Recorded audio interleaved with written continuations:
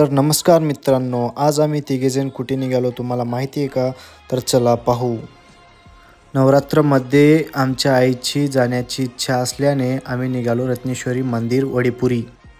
Petrol पंपावरील आल्यावरील दादांना म्हणलं गाडीचा टँक फुल करा आणि गाडीमध्ये पेट्रोल फुल करून आम्ही निघालो पुढं. आता आम्ही समुद्री महामार्गावरती असून अतिशय भयंकर वेगाने साईडला गाड्या धावत होत्या. सुमारे 700 वर्षापासून देवीचे वास्तव्य असल्याचे मानले जाते. लाखो भाविकांचे श्रद्धास्थान असल्याने लाखो भाविक येथे येत असतात. नवरात्र ही देवीच्या दर्शनाशिवाय पूर्ण होत नाही अशी स्थानिकांची मान्यता देखील आहे. पायदिंडी ही नवरात्र महोत्सवाची मुख्य आकर्षण असल्याचे दिसून येते. मंदिरातील कुंडात माता रत्नेश्वरीने त्रिशूल मारून पाणी काढले म्हणून यास त्रिशूल कुंड या रत्नेश्वरी कुंड असे म्हणतात.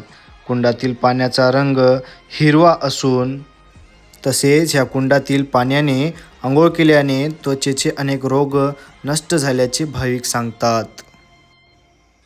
महादेवाने हे मंदिर देवी रत्ना ह्या नावाच्या मुलीच्या रूपात वसवलेले आहे. मंदिराच्या बाजूला असलेल्या सरोवरात दर 12 वर्षाला काशीचे पाणी येते हे लोकांनी अनुभवलेले आहे. येथे रोज गर्दी असून लाखो करोडो भाविक येथे दर्शनास येतात. मंदिराच्या बॅक साईडला चिंतामणी नामक एक पत्थर आहे. इथे मनोकामना पुरी करण्यासाठी या पत्थरला उभं करून ठेवल्या जाते. तो जर फिरला तर मनोकामना पुरी होईल. माझी तर नाही झाली, तुम्ही येऊन पहा.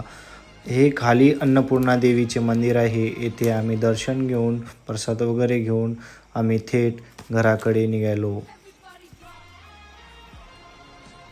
आम्ही तर गेलो, तुम्ही कधी येणार आहोत नक्कीच कमेंट करून सांगा.